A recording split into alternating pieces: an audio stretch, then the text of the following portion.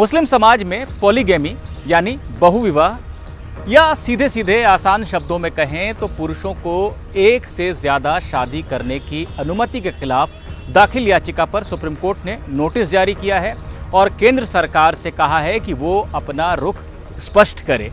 इसके बाद कोर्ट मामले पर आगे सुनवाई करेगा। याचिकाकर्ताओं ने मांग की है कि पहली पत्नी के रहते हुए दूसरे विवाह को कानूनी रूप से शून्य करार दिया जाए और इतना ही नहीं, इसे दंडनीय अपराध भी घोषित किया जाए। क्या कुछ कहा गया है याचिका में और क्या पहली बार इस तरह की मांग सुप्रीम कोर्ट में उठी है, इन सब के बारे में चर्चा इस वीडियो में।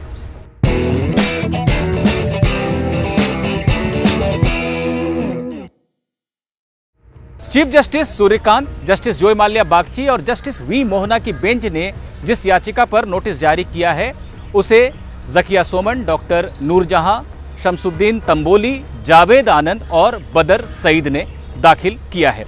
इस याचिका में 1937 के मुस्लिम पर्सनल लॉ शरीयत एप्लीकेशन एक्ट की धारा 2 का जिक्र किया गया है।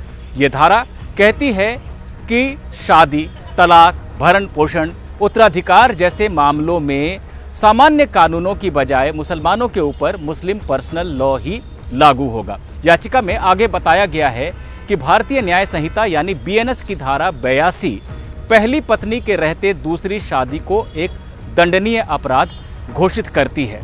यानी पहली पत्नी जीवित है और वैध रूप से पत्नी है, कोई तलाक नहीं हुआ है, तब कोई दूसरी शादी कर ले तो यह दंडनीय अपराध है। लेकिन ये लागू नहीं होता है मुस्लिम पुरुषों के ऊपर। ये संविधान के अनुच्छेद 14 यानी समानता, 15 यानी भेदभाव का निषेध और 21 गरिमापूर्ण जीवन का मौलिक अधिकार, इन अनुच्छेद का उल्लंघन करने वाली बात है।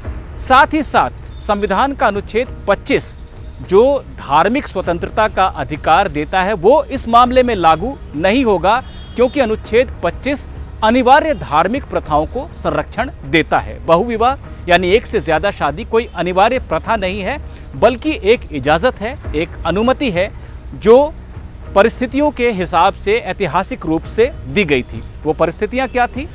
ऐतिहासिक परिस्थितियां ये थी कि तब एक ऐसी स्थिति बनी थी जहां पर विधवा महिलाएं और अनाथों की एक बड़ी संख्या थी। तो ऐसी महिलाएं और अनाथ बच्चों को संरक्षण देना जरूरी माना गया और उस समय ऐसी व्यवस्था बनाई गई। साथ ही साथ ये शर्त भी रखी गई थी कि किसी भी पत्नी या संतान के साथ अन्याय नहीं होना चाहिए। अब परिस्थितियां बदल गई हैं और बदली हुई परिस्थितियों में कई देश हैं जो इस्लामिक देश हैं, मिस्र, ट्यूनीशिया समेत कई देश हैं जिन्होंने बहुविवाह को या तो बंद कर दिया है या नियंत्रित किया है, उसे लेकर नियम बनाए हैं। याचिका में भारतीय मुस्लिम महिला आंदोलन नाम की संस्था की तरफ से पिछले साल करवाए गए एक अध्ययन का भी हवाला दिया गया है।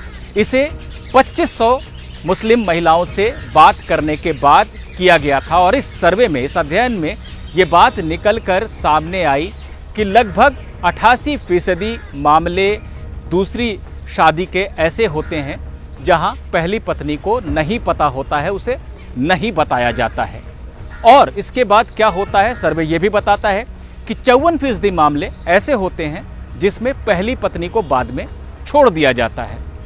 और इस सर्वे में शामिल 85% महिलाओं ने ये कहा कि बहुविवाह यानी पॉलीगैमी बंद होना चाहिए, क्योंकि ये महिलाओं की गरिमा के खिलाफ है, उनके हितों के खिलाफ है। तो इस सर्वे का भी जिक्र याचिकाकर्ताओं की तरफ से किया गया।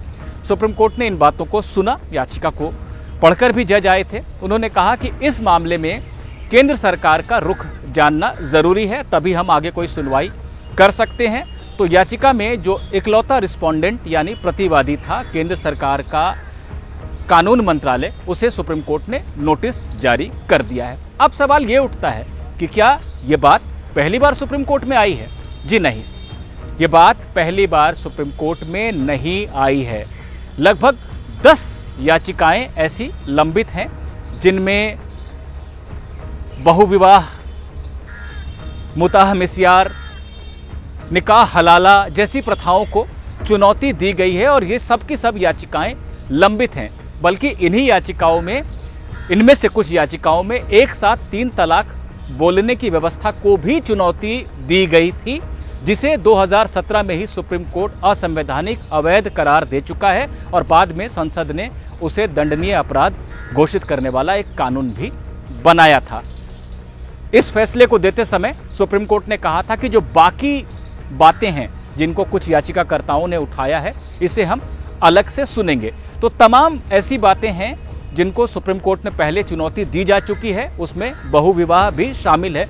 इस याचिका की खास बात यह है कि इसमें सिर्फ और सिर्फ यानी सीधे सीधे पॉलीगैमी को, बहुविवाह को चुनौती दी गई है और इसे अपराध घोषित करने की और शून्य, कानूनी रूप से शून्य यानी मान्यता के बगैर घोषित करने की भी मांग की गई है। अब इसमें क्या होगा? केंद्र सरकार निश्चित रूप से जवाब दाखिल करेगी जब सुप्रीम कोर्ट ने नोटिस जारी किया है तो। और चूंकि तमाम राज्यों में यूनिफॉर्म सिविल कोड यानी समान नागरिक संहिता की भी बात हो रही है, तो शायद उसमें ये बातें कवर हो सकती हैं अगर राष्ट्रीय स्तर पर भी इसे लाया जाता है, क्योंकि संविधान का अनुच्छेद 44 ये कहता भी है, नीति निदेशक तत्वों के तहत ये बात आती है कि सरकार को सभी नागरिकों के लिए एक जैसे कानून, सिविल कानून बनाने की तरफ प्रयास करने चाहिए, कोशिश करनी चाहिए। तो ये तमाम बातें पहले से उठती रही हैं। हो सकता है कि केंद्र सरकार भी ऐसी कोई बात सोच रही हो, लेकिन फिलहाल इसे किनारे रख देते हैं क्योंकि इसके बारे में हम नहीं जानते हैं। हम जानते हैं क्या कि सुप्रीम कोर्ट ने नोटिस जारी किया है और सरकार को जवाब देना है, तो सरकार इस पर जवाब देगी। अब इसमें 2 परिस्थितियां बन सकती हैं कि या तो पहले से लंबित याचिकाओं के साथ जिनमें बाकी मुद्दों को भी उठाया गया है, सुप्रीम कोर्ट इसे क्लब कर दे, जोड़ दे और उनके साथ सुने, क्योंकि कोर्ट पहले भी कह चुका है कि इन बातों को सुनना जरूरी है, वो सुनेगा। या फिर इस याचिका को अलग से सुना जाए और फैसला दिया जाए। यह भी संभावना है कि भविष्य में इसे बड़ी बेंच के पास भेजा जाए, क्योंकि इसमें कुछ संवैधानिक प्रश्न भी हो सकते हैं। लेकिन फिलहाल नोटिस जारी कर दिया गया है और नोटिस का जवाब भी आएगा और आखिरकार चाहे कुछ समय लग जाए, इस मामले में फैसला भी आएगा। तो कुछ महीनों का इंतजार करना होगा कि सरकार क्या बताती है और कोर्ट इस पर आगे क्या रुख अपनाता है।